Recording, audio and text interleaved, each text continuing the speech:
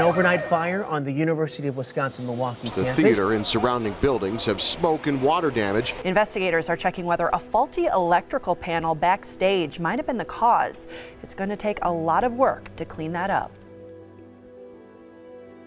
That night, my wife called me and said there's fire trucks and they're headed towards UWM, and I'm hearing that something's going on in the art department. I ran over here and it was just a black, charred, melted mess.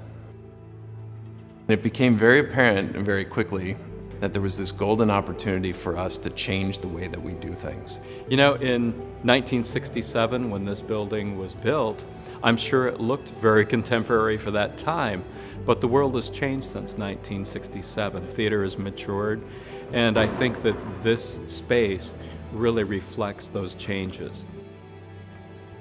In terms of putting the auditorium together, all the modernization things that you would expect and things you would not be allowed to build a theater without. Modernize the space in terms of its ability to perform as a facility itself.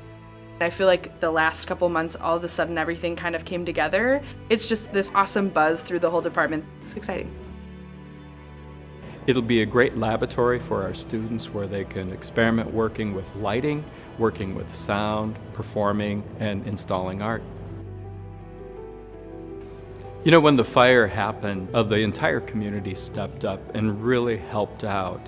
And I think this is a celebration not only of great arts and art making at UWM, but of art making and support for the arts in the Milwaukee community.